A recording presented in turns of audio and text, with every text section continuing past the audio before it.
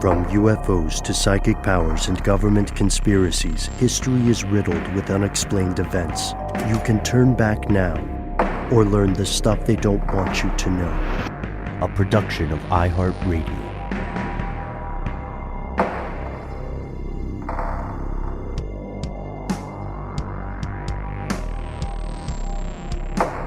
Hello, welcome back to the show. My name is Matt. My name is Noel. They call me Ben. We're joined, as always, with our super producer, Alexis, codename Doc Holliday Jackson. Most importantly, you are here, and that makes this the stuff they don't want you to know.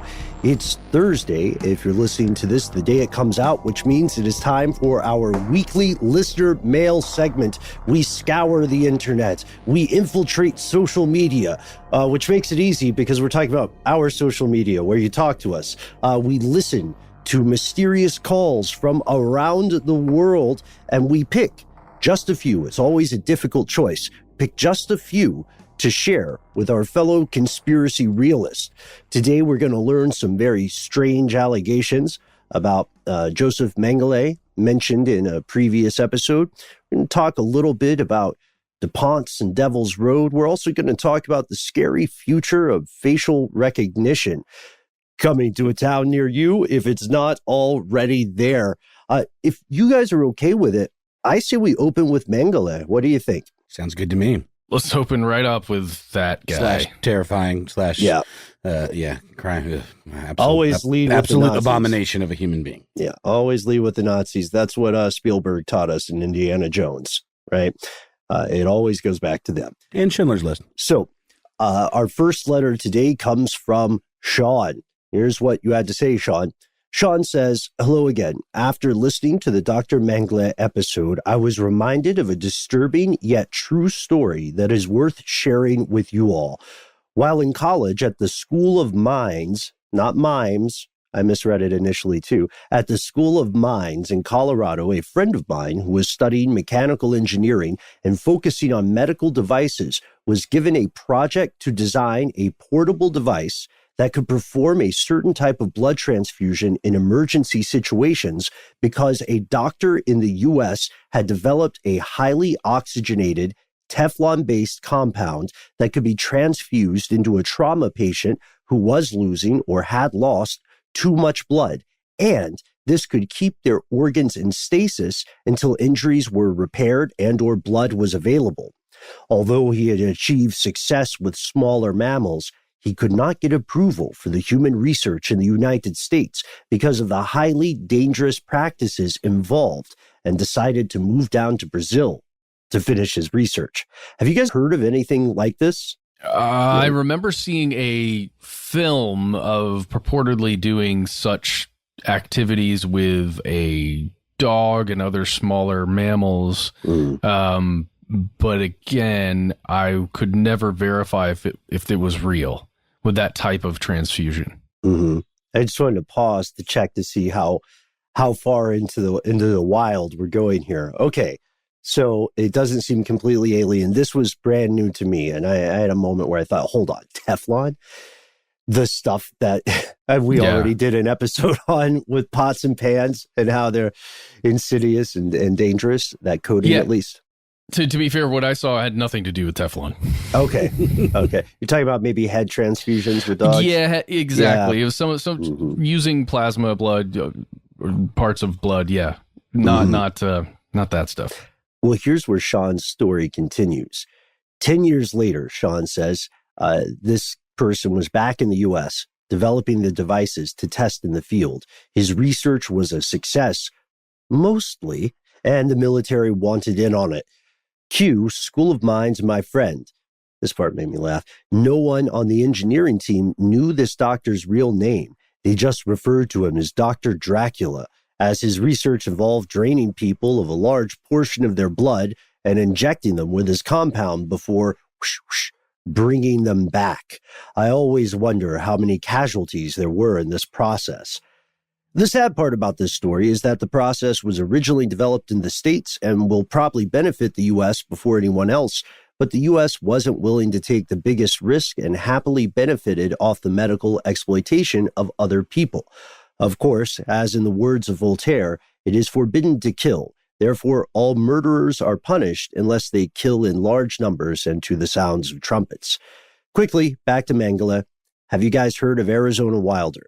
This lady claims to have unknowingly been a satanic priestess who was controlled by Dr. Mengele until his death.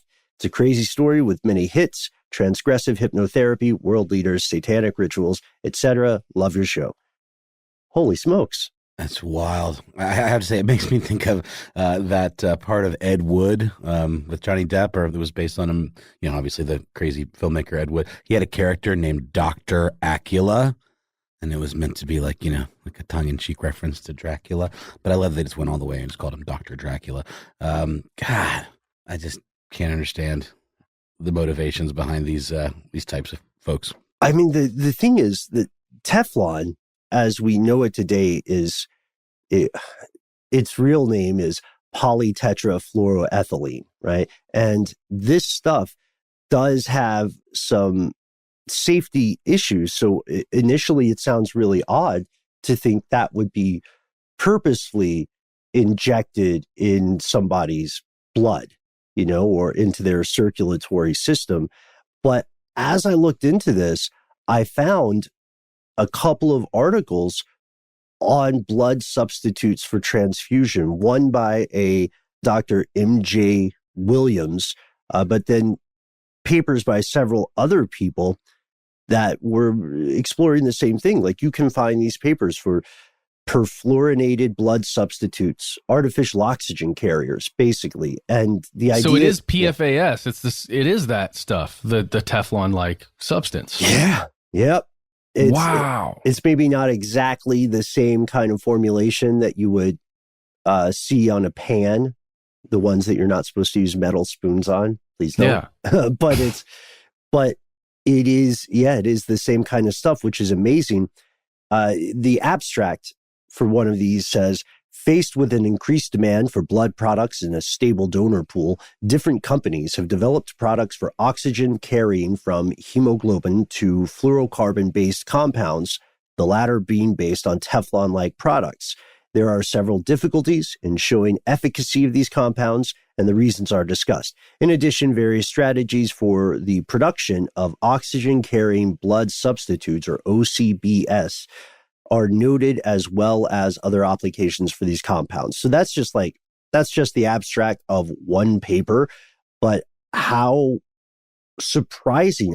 I think most people would be surprised to learn this substance that we have been taught to avoid is being purposely put into people's bodies. I mean, the last time I heard stories or studies about Teflon in human body systems, it was very much framed as terrible news, up there with microplastics. Yeah, it's definitely something. I mean, we've learned this numerous times over the course of this show that you keep those things away from you, and when they leak into your water supply at the tiniest amounts, it can be a terrible situation for any biological life, specifically mammals and animals, amphibians, other animals. That's yikes. The thought of injecting it into your bloodstream in any way, in any amount. Yeah. Ugh. Mm-hmm. I just don't understand it. Like, is there some purported benefit? Like, I don't... The ability to transfer oxygen through the body, and especially, the ongoing problem with plasma or with blood in terms of donation. Not to sound like a vampire, but it is a huge problem. There are a lot of people in the U.S. and abroad who need blood, and not in a Dracula way, though the name does fit, Sean. I do hope you tell your friend the name fits. And the universal donor is O negative, right? Yes, the universal donor is O negative. This is, and there are also, we could also do an episode in the future on very rare blood types. There are some blood types that are so incredibly rare, there are only a few known cases throughout history. And people still aren't sure genetically how those came to be. For anybody who isn't familiar with Teflon or the concerns about it, this has been going on for a long, long time. There was a class action lawsuit and community settlement with the DuPont company And after that lawsuit, 3 epidemiologists conducted studies on the population surrounding a chemical plant that was exposed to PFOAs. Like you said earlier, Matt, that's the common acronym. And they found that there was an association between this exposure and 6 health outcomes, none of which are superpowers, none of which are pretty or fun. They're things like testicular cancer, kidney cancer, ulcerative colitis, thyroid disease, and hypercholesterolemia, high cholesterol, as well as pregnancy-induced hypertension. Luckily, you don't have to throw out your pots and pans right now. Overall, cookware that has substances like this is considered a minor exposure pathway. So you should be more worried about it if you're living near a plant that manufactures this or works with it. Or I guess if you need a lot of blood quickly, right? We still have to learn more about this, but I think everybody would be interested to know, as strange as Sean's story might sound, it is indeed based in a measure of fact. And because there are multiple people looking into blood substitutes, it's a little bit difficult maybe for us to figure out who our Dr. Dracula is. But I'm totally down to reach out to the School of Minds and say, tell me about your creepiest doctors. Also, the Brazil story is interesting, but I hope we're not painting a stereotype of Brazil as like the home to mad science. Yeah, maybe just the home to escape a bit of the regulation. One of the homes. How about that? One of the places where you can escape some of the regulation of the United States that exists in the medical community and several other industries. Do you guys remember when we interviewed Rob Bilott? There was that movie Dark Waters that came out that had Mark Ruffalo in it. Yep. And he was the lawyer that actually, I don't know if it was that DuPont. Oh, no, it was. Suit. Maybe it was that DuPont suit. Yeah, but it was about it leaching into the water and killing livestock, or that was sort of the big indicator. And then it turned out it was killing more than livestock, or at the very least giving people much long-term serious effects from, consuming that stuff. Yeah, I still think about that. Sorry, and I'm still horrified by this notion. It's something that is important to be horrified by. People should not be okay with that. It is like the microplastic problem in that, the distance between the chronological distance between exposure and then the development of symptoms may be very long, right? We may be talking about years or decades intervening, and that makes it easier for immoral powers to try to distance themselves from it. You know what I mean? To try to push it out of the news cycle. And it does take people like Rob Bilott to become honestly tenacious about it, and that he got very close to seriously ruining his life when he went up against this gigantic corporation, folks. That guy is a hero in my book. No question. Yeah. And so modest. Like, I was really shocked at how matter-of-factly he was able to talk about all this stuff and didn't really, slip into hyperbole or anything. It was just kind of like, but also not just like, oh, there's another day at the office. I mean, he obviously saw the gravity of his work and the situation, but I just really enjoyed that conversation. He was a really interesting dude. Another fascinating thing about that, you can tell the guy had to speak in court and was used to the possibility that folks might try to turn his words against him. So I do respect it. At the end, we chatted a little off air. Very nice person as well. But this leads into a couple different things. Sean mentioned the problems of the U.S. profiting off human experimentation. That is true people are well aware now of the Tuskegee experiments, where disadvantaged population of people of color in Tuskegee, Alabama were told that they were being treated but for syphilis or bad blood, but they were not at all. Yeah, I was going to say something else. I was trying to figure out how to end that sentence, but no, they just weren't given any sort of treatment. And then the U.S. used that science. That project continued for a long time, but a lot of people aren't aware the U.S. did something very similar in Guatemala. The U.S. has and will take that data, and I would argue it's different from taking data from like conquered World War II enemies, right? That is a case of trying to find something not terrible, or, arguably to say that maybe people didn't die in vain, or maybe this can be used to prevent death for other people in the future. But what Sean's talking about here is a little bit different, because it feels very close to state sponsored when the military gets involved and says, like, hey, heard you had a wild time in Brazil, but in a partnership with our good friends at DuPont, we're glad to help with your research. You know what I mean? Well, I think about how beneficial that would be to a military force if there ever was fighting on the ground where there's infantry or ground troops that are being injured on the field, and, blood supplies are running low, but you do have this synthetic thing you can use. Yeah, it's true. And it's hard to say no to it. The very last thing I'll note, and then we'll move on to our second act, is the last line, Sean, that you put in there about Arizona Wilder, also known as Jennifer Green. You can see several interviews she's conducted where she says she's revealing numerous secrets. She says she was born into the Illuminati, that she has taken part in various satanic rituals. I looked into this and I was unable, at this point, I'll keep digging, but I was unable to find stuff that I could verify.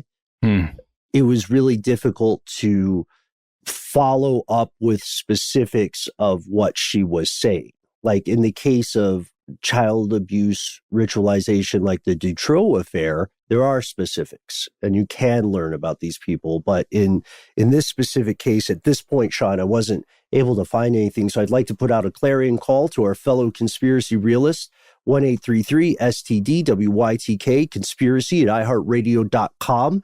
If you've got any leads on this, whether it's Teflon blood transfusions or the story of Arizona Wilder, let us know. And let us know if you think it's bunk as well. We'd like to get your opinion, sort of read the temperature of the podcast room.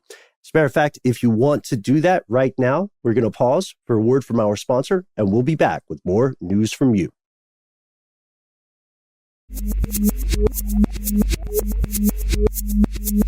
And we're back with stories from you, the public, the conspiracy realists of the world. Today, I brought one from Ronan, the Wandering Ronan. He sent us an email talking about facial recognition software being quietly deployed in his home in Colorado. He says, "Hey there, conspiracy stuff guys. I am a Colorado resident. I recently was separated from my driver's license. That's no fun. And had to get a replacement. When I got my temporary ID, there was information about an app that would allow you to have a, quote, digital ID on your phone." This is me guessing this is something along the lines of an Apple Pay situation where you have something in your phone that you can either show or maybe even a barcode on it that you can scan.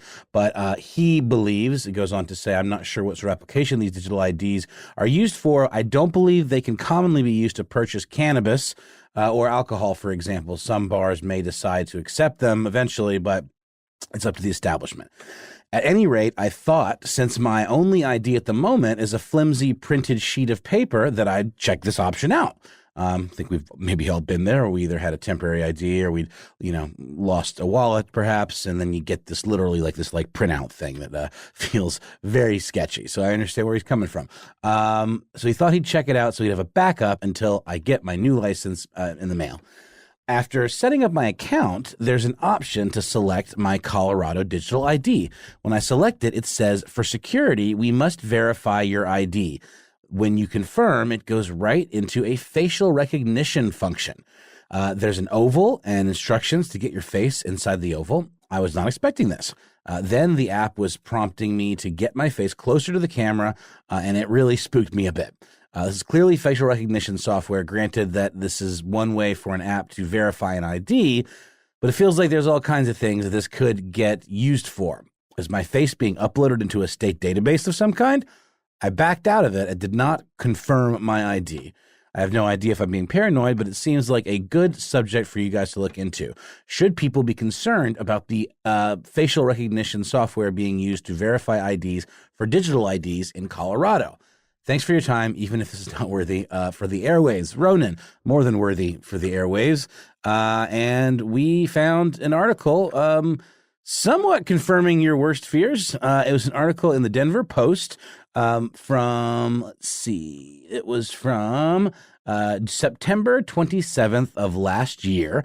And the headline is How Colorado Law Enforcement Quietly Expanded Its Use of Facial Recognition. State agencies have access to DMV's facial recognition software, and some paid for use of a LexisNexis service. So it doesn't name the software, but there is, I've been seeing this thing pop up, and we've gotten a few other emails about it, about this digital ID verification for example, getting unemployment or verifying your ID for getting like COVID relief. Yeah. And it's called something like ID.me, I believe is what it's called. And it's the name of a company that is using facial recognition to verify your ID. But it appears that what Colorado Department of Motor Vehicles is doing is that they have this facial recognition software, and they're able to run screenshots even, or like, you know, security camera photos, still photos, through this database they have that's presumably being fed by these biometric scans that, you know, residents are giving to the DMV. There is a case in Aurora, Colorado, which is only one, according to this article, only one of hundreds of times Colorado police in the past few years have accessed facial recognition software in partnership with the DMV by using this program that more than 80 Colorado agencies have paid to be a part of. And it's becoming more and more common. Let's see.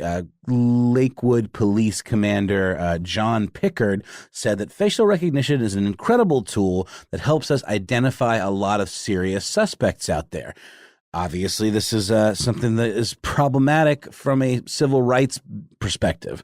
It's very similar to, let's say, the way when you do one of those 23andMe kits, you know, or Ancestry.com, your DNA ends up in a database that can then be pulled from, you know, for solving crimes, which on its surface is not a bad thing. And we know that that helped contribute to identifying the Golden State Killer.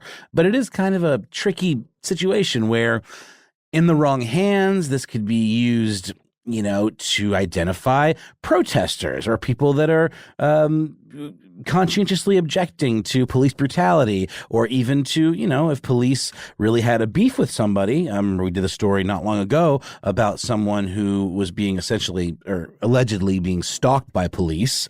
I can't remember exactly the gentleman's name, but he ended up dead, previously killed, but also burned in a fire. And I believe it was John Lang. That's exactly who it was. And I just feel like this kind of power in the hands of an agency that we know isn't always above board, and that oftentimes will do whatever is necessary to get a conviction, or even just to find a scapegoat.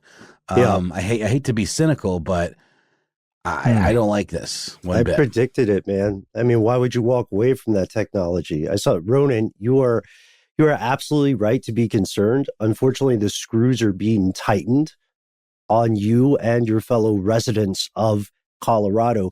I am so lucky that there is a thunderstorm coming through my part of town right now. That thunder that you heard in the background, that's on my end. I think we should leave it in, because this is literally and metaphorically a storm on the horizon, my friend.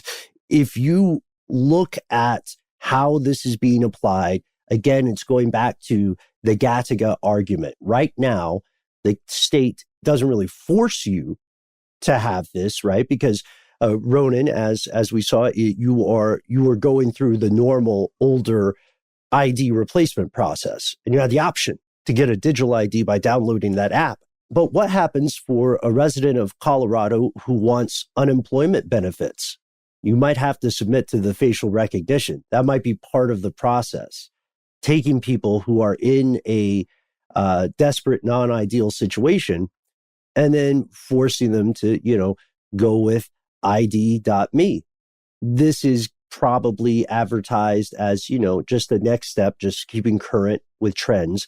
But to your point, Noel, yeah, obviously this this is going to be misused. It's not like, oh, maybe something will happen at some point. No, certainly something screwy will happen with this at some point. And that's not saying that Colorado is full of monsters or villains.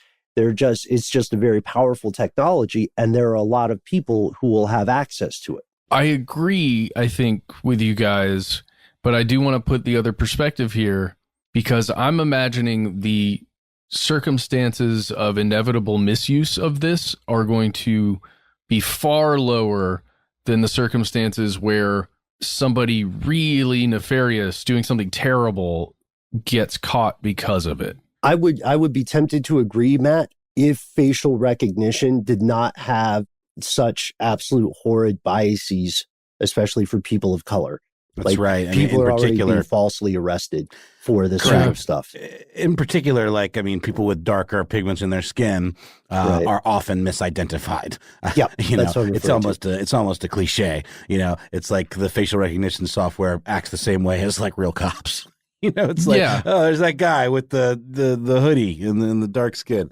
That's totally. But in the same article that we're looking at it from the Denver Post, they're discussing how, a lot of crimes that occur online where there's an image from like a camera or something like that, it's not going to be perfect. But if that's the only lead you have on, some like serious child sexual abuse stuff, I don't know. I can imagine this being like really great to have. I'm with you, Matt. And there is a list of crimes that this would be considered fair game to use for. And it is things like sexual abuse of children, passport fraud, and homicide, among some others. But, you do start to get into more vague uses or situations where maybe it's not warranted. Or it's pre-crime, tied to private insurance. Also, the reason it's so important to me to bring up that bias against people of color with facial recognition technology is because it is real and it is common. And this only further expounds, it brings the same systemic discrimination into the future with the human species. It just makes another avenue for it. And there are people right now who are innocent and are being held in jail, essentially at this point, for the crime of being poor and not being able to get decent legal representation. This is horrific. And I looked into, this is my interest, Ronan and the rest of us here, I looked into the company that is ultimately responsible for ID.me. And Noel, you're absolutely right. It is ID.me. Of course, this is a company called Paravision. And Paravision's statements are what you would expect, but they're not specific enough to really allay the concerns I would have.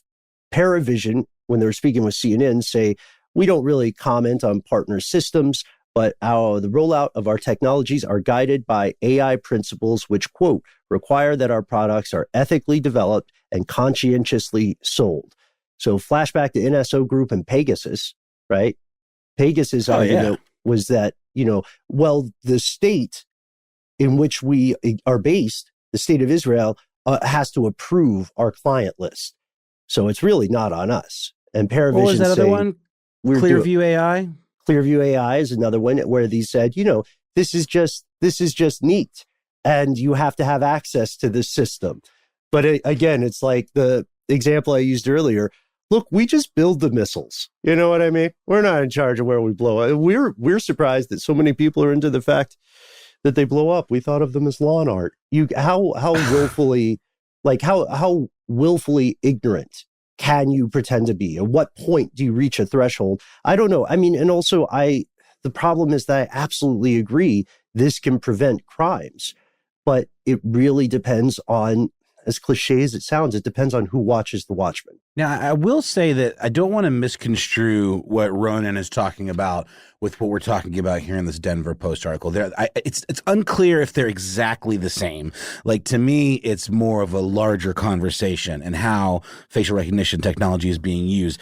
I don't know for a fact that what you upload to the DMV to get that digital ID gets shared in a database, but why would it not? You know what I mean? There's probably some I imagine there's got to be some kind of, disclaimer or some end user agreement that says if you participate in this get the convenience of having that digital ID, then you are going to be. I mean, why would you not? It has to like verify you in some way, so it already knows what you look like.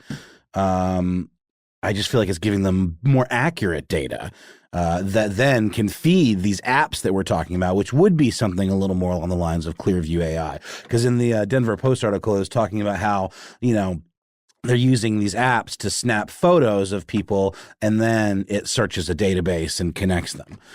Or you can even use a blurry screenshot, for example, or, a piece of surveillance footage or still from surveillance footage. It's interesting because to the point about sharing, what likely happens, I haven't had time to do as much research on this yet, but what likely happens is, so the unemployment thing should spook you a little because it's forcing people essentially to get this ID. The only way that you can avoid getting in the digital ID system and still receive the unemployment benefits that you paid for, by the way, don't forget that part. It is your money. The only way you can avoid it is if you are under 18 and have significant technological barriers, because ID.me is not applied to minors, which should also give you a sense of just how dangerous this can be due to long tail consequences. So what I imagine happens, and this is just my speculation, I imagine that for ease of use and for streamlining purposes, when you do your digital ID, which, odds are it's not going to be nefarious. We're outlining some of the worst case and best case scenarios. When you get that ID and you have your face in the system in that way, it probably is shared with, other state level organizations, right? Just so you don't have to keep doing the same thing over and over again. But the big question is, again, in the case of like unemployment agencies, out of the 27 states that have entered contracts with ID.me, are they sharing stuff together? Does the DMV or the unemployment office in Vermont know what's going on at the DMV office in Colorado? I would imagine there would be some barriers to that, right? Because otherwise it would essentially become a federal level system. Yeah, and a lot of this stuff was really revealed to be a real problem, during the pandemic when, a lot of these pandemic relief funds were made available through this online portal. And there's actually an article on Colorado Public Radio website about a gentleman who, through what is being referred to as a glitch in the ID.me platform, was unable to get his unemployment that he was due after he and his wife burned through all their savings during the pandemic. So it was literally a matter of survival. They choose not to have internet access. It shouldn't be a crime. You shouldn't be not able to get what you are due because you choose to live a different type of life. But more and more, it is becoming prohibitive to not have the internet. But I don't think it should be. And these decisions are often being made without people's consent, as in some, effort to streamline, bureaucracy. But oftentimes there are people that get left behind or just outright screwed over. I will say one good thing about this that I think, well, it's in the vein of this world, but it's really important. So as we're talking about mobile devices and how much they can see, there is a way to use this for good. Because I feel bad about kind of like ranting and raving about how terrible this stuff can become. If you are like us, people who often travel for work, now the pandemic's closed down and you stay at a lot of hotels, please check out an app called Traffic Cam, TRAFFICK Cam. This, all you have to do is use the app and take a photo of the hotel room that you're staying in. And this kind of recognition allows investigators to fight against human trafficking because they'll see photos from these things or, God forbid, video footage, and it'll seem like an innocuous hotel room. But if they can match it up, to someone who's like, oh, I was in Poughkeepsie or I don't know, some small town, Macon or whatever, then you can actively help rescue these victims. I know that's a reach, but I'm just trying to find something nice to say about it. Well, I mean, if I get mugged one day, or one of you guys get mugged one day, and there's happens to be footage that's good enough somewhere, and we can like positively identify whoever that person was. I mean, that's good enough for me. And I know I hear what you guys are saying in your arguments, and I also I know those things to be true. I think it's just tough for me because I'm almost giving in at this point. I'm trying so hard not to, but I was looking at Lumen and some of the other services that these agencies already use, where they are sharing a ton of information, at least when you're within a state. That whole state basically has all of that information. And in Georgia, we have these real IDs. Mm-hmm. They are just meant to say exactly who we are, but be able to track us down if law enforcement ever needs to. It's also a terrible name. Yeah. Real ID. What about those other IDs? Jeez. It's not real enough. Like tiny trapper keepers now? I don't know. But I see what you're saying, Matt. I would say that I have not proposed anything that is an argument. I feel like we've outlined very much good and bad things that will inevitably happen. This technology is not going away. No one is going to step it back.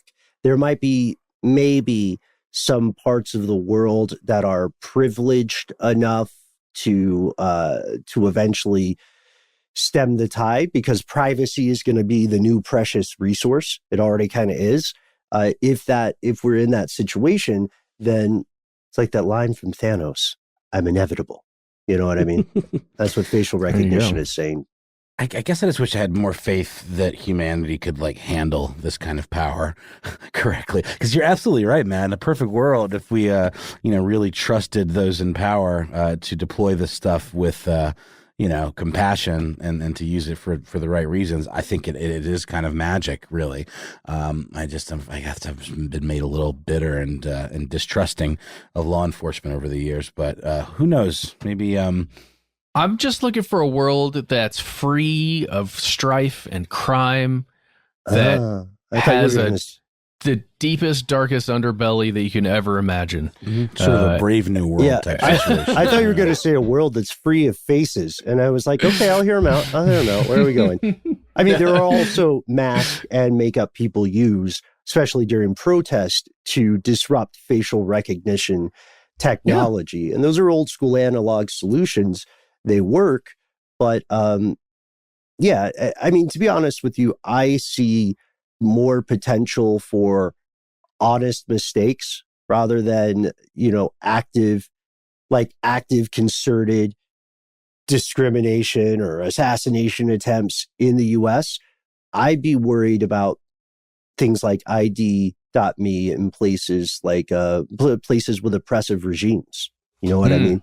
Because in that situation, the odds of this being used for terrible means are exponentially higher. But then if you think about it, in places with oppressive enough regimes or very few civil liberties in the first place, they don't really even need this to screw with people, They'll just snatch them out of their homes, whether they are confirmed or not to have done anything, even if it's a smoke and mirrors kind of situation. I mean, so I think there's a lot of positive and negative to this, and I think it's something we're going to be keeping a close eye on for sure for quite a while. But in the meantime, let's take a break, and then we'll be back with one more listener mail.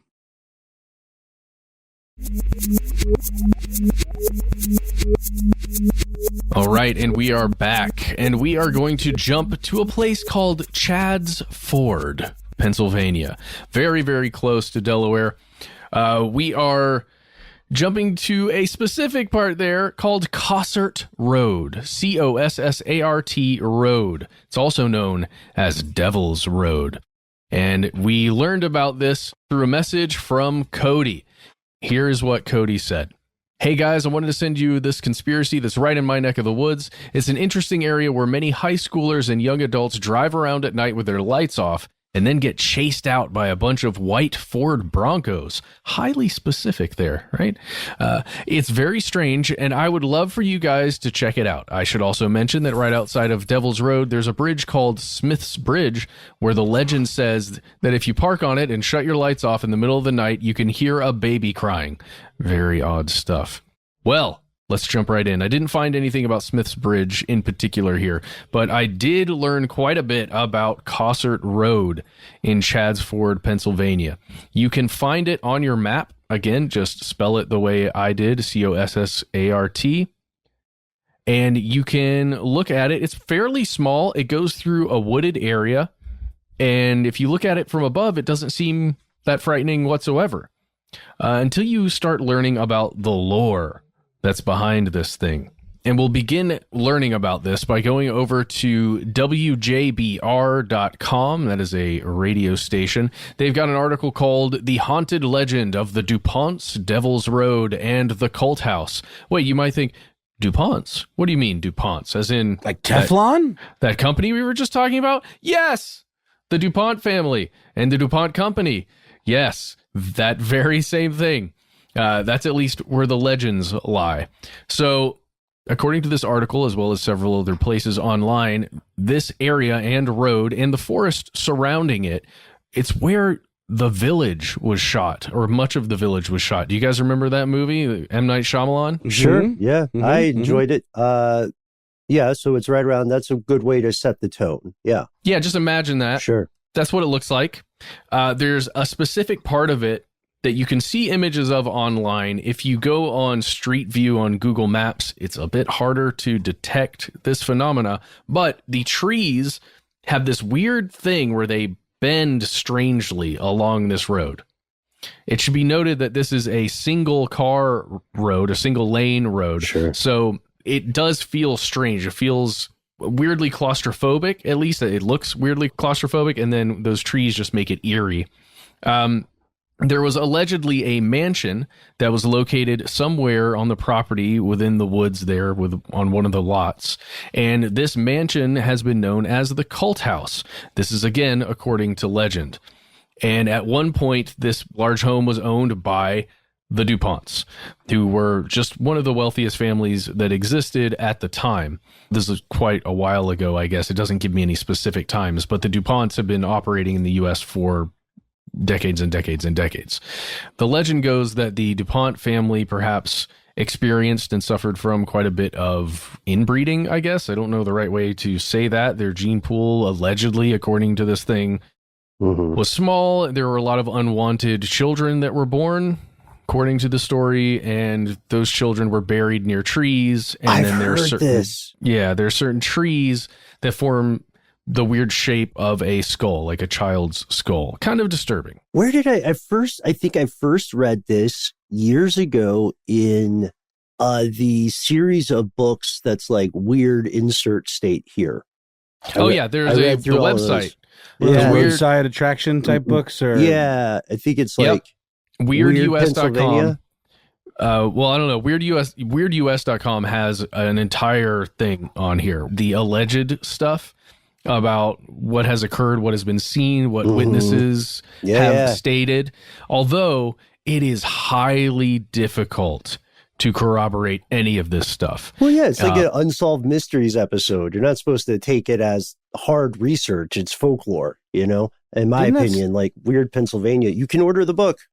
I have the Weird State books. They're great. Didn't that skull tree actually play a role in the village? Like it actually was some sort of plot point where there's something hidden inside of it, if I'm not mistaken. Perhaps one of them did, or perhaps it was just a set piece. I don't know. I don't know enough about the filming of that. All I've ascertained from my research here is that those woods were in fact used as a location. Cool. Best part of The Village, by the way. We're not going to give away the twist if you haven't seen it, but the best part, M. Night Shyamalan's cameo.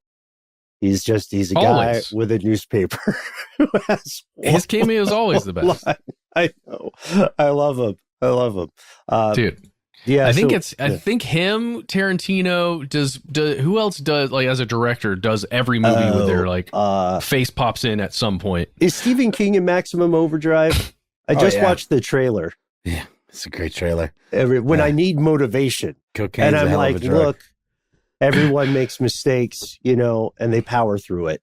Those trucks were terrifying when I was a kid. The short story is great. The short story is good. He was all about sentient machines, but like dumb ones, like From microwaves and evil The keyboards. Mangler, which is about like a haunted, what was it, laundry machine? Mm-hmm. That's good too. Like the way it happens is really. Anyway, I like the short stories. I would love more of the cameos, but I don't know, Matt. I would love to hear more about directors who cameo in their own films, because I think it's Alfred Hitchcock. I think it's so cool. Often would appear in his own films as well. Matt, is there? I mean, there's like a cult-like kind of mythos behind this. Yes. Area, and it feels very True Detective to me. Like there's some sort of elite, child murdering cult that like has rituals out in the woods. It just feels like those kind of woods. And when you throw DuPont in the mix, big money, old money, the mind wanders, Matt. I would say I can see what you're saying.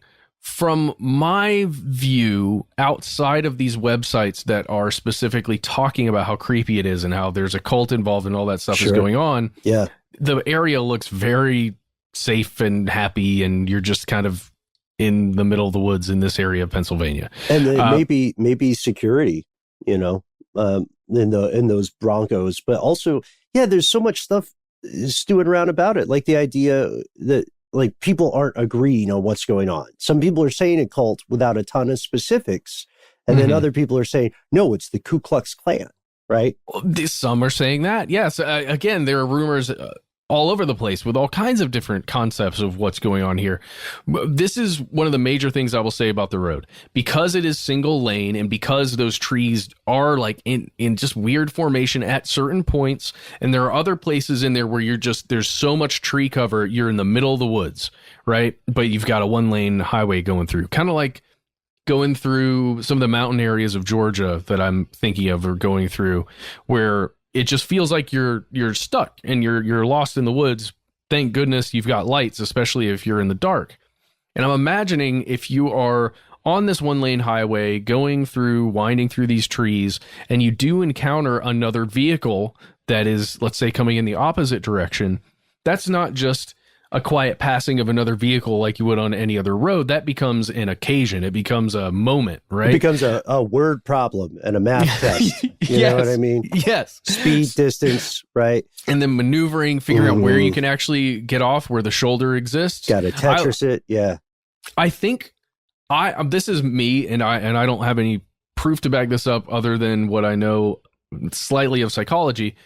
That tension that would be in anyone who is driving along that road, if it's already got these legends surrounding it, and you're just worried that even the worry that another car is coming while thinking about these other legends, I think those two could combine to create a general level of fear and anxiety and maybe fight or flight that's going on just by being on the road, especially at night. I don't know, that's my thinking there. So then everything that occurs becomes heightened, and I can just imagine something normal that you may see or hear could be much scarier. Especially if you're unfamiliar with the area, the flora, the fauna. I totally see this, and I tend to agree. I would say, you guys are pretty on the money, but one thing that we also need to consider is the U.S. is big. There are a lot of rural areas, and there are a lot of creepy things that happen in those areas where population density is low, where there's not a huge like the U.S. is a land filled with secrets. That is true. There is a great part of the country that is invisible culturally, and I love hearing about this. Cody, your letter has made my day. I would love to go there. I would love to go there. Who's down for a road trip? Where are we going? Me.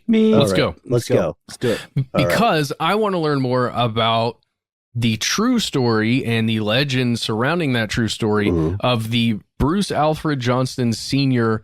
gang, known by a lot of different things. But this was a gang that existed in the 1970s. That's when they were pulling most of their heists. 1960s as well, but the 1970s when they became notable. A whole group of people that were operating all along this area, not necessarily on that road or anything to do with that particular place, but all in this area.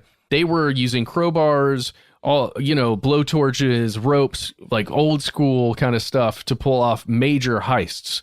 Where in the 70s they're stealing like $30,000 worth of stuff or $25,000 worth of stuff or a bunch of tractors. And they were pretty notorious for the things they did. They were also notorious for, as things went bad, killing off their own, including family members and close loved ones of family members in order to protect their secrets. There's a whole huge story there with this gang and what they did, and the way it culminates, and the reason why it's connected back to that road is because a group of them that were caught allegedly were led to a field directly off of that Cossert Road where they were made to dig their own graves, and they were shot and killed and put into those graves. And that was allegedly done by the gang members themselves. Okay. So you can imagine if the place is supposedly haunted, that could be an actual thing. That could be, I don't know, if you're going to do some ghost hunting, let's try that one out first. Yeah. And what we're seeing here is what I would call folklore live, right? We're seeing this kind of freeform jazz of things get mixed together. I like you, Matt, was trying to find an image of the so-called cult house, and it's tough there because I saw a report from a guy who lived in the area, and this was around 6 years ago, so this probably changed, but he said he had worked at the Sun & Co. shop down the road on 52, I think, and that he worked on all these people's cars. So he knew they were real people. They owned a lot of money. And he said, yes, there is a mansion in the woods. That's the quote unquote cult house. There's an old couple that lives there. They just want to be alone. They just want to be rich and alone. And I could see how, it reminds me a little bit of a lot of these stories, they're descended from earlier stories. So it reminds me of the old tales of like the creepy old woman who lives on the edge of town, or the creepy old man who's at the edge of the woods. Is he a warlock? Is she a witch? Surely. Definitely. What does she get up to when the moon is occluded? How come no one ever sees her and a wolf in the same field at the same time? You know what I mean? Like that. Yeah. That kind of stuff. It's kind of reasons why people probably for a beat believed that the Blair Witch Project was a documentary, because the woods really do conjure these types of images. They really do kind of conjure these types of feelings of isolation and terror. They can be beautiful, but they can also be very, otherworldly. And when you start getting this kind of lore in there, it really makes the mind go places. Yeah, I agree. Noel, Ben, when you were speaking of that story, did you say the Gorober? What did you say? Where did that person work? The Sun Co. Sun Co. Okay. I'm looking at the cult house that I found. I don't know if that's what it is, but it is a mansion, a large house. I don't have the address here. Okay. But it's by a small lake or a pond. Mm-hmm, mm-hmm. And it does look pretty eerie. And the road does go right by it. So I'm thinking that might be it. And if it is, I can see why that place might be considered a bit creepy because of its general appearance on Google Maps. Yeah. I think Google Maps it's funny. We're talking about Google Maps after we also did an earlier piece on facial recognition. Like the surveillance state is real, very much so. So I would say then in that case, these folks can't be that well off because they're not able to get the big G of the internet, GDaddy, to erase their, or like at least pixelate their location, right? Yeah, no, I can see that. Maybe it's an offshoot of the DuPont family because they owned so much land. Oh, so much, yeah. If you go on, oh God, I just keep saying it. If you go on any maps, it doesn't matter which digital map service you're using. If you go on one of those map services, you can find all of the DuPont company and families, lots of land and buildings, and they are everywhere around this area. And by the way, we could go down such a rabbit hole with the family. You guys remember do a DuPont's episode? Let's do it. You remember Foxcatcher, right? Yeah, Mhm. yeah. He was a DuPont. Well, I think I've been thinking about this as well. I would love to do a series on the modern American aristocracy, which is very much a real thing and very much above the law.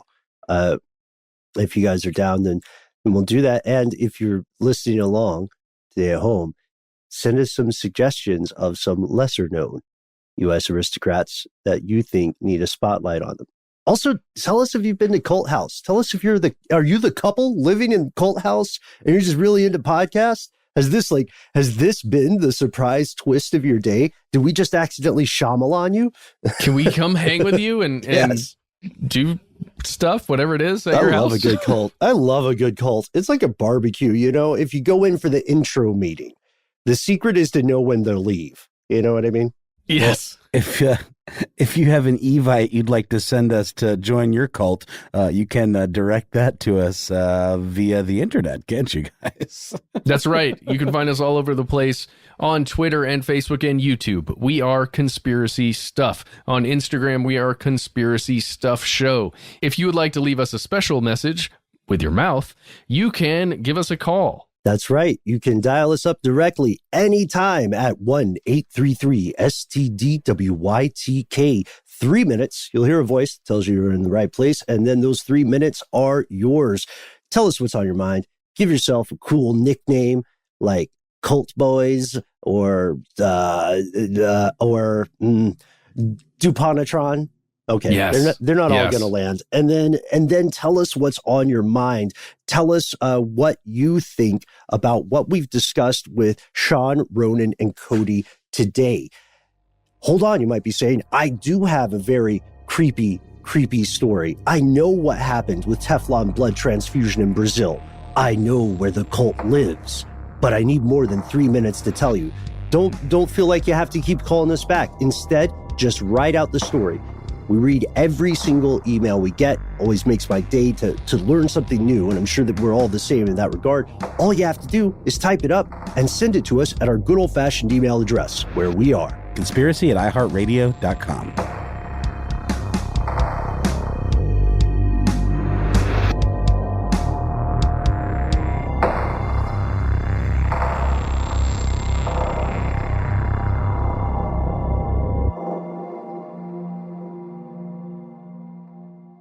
Stuff They Don't Want You to Know is a production of iHeartRadio. For more podcasts from iHeartRadio, visit the iHeartRadio app, Apple Podcasts, or wherever you listen to your favorite shows.